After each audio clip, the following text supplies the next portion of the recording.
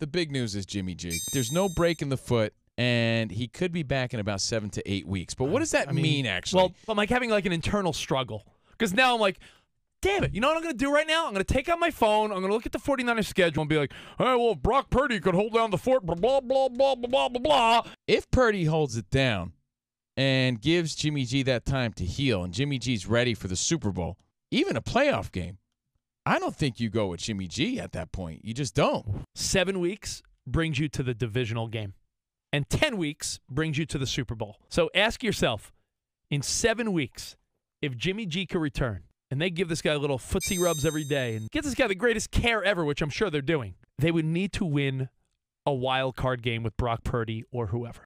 Jimmy G could come back from Minnesota or the Eagles. And to me, my mood from yesterday to today, how often do you hear about an injury in sports where the next day they come back and they're like, yeah, it's actually better than we thought?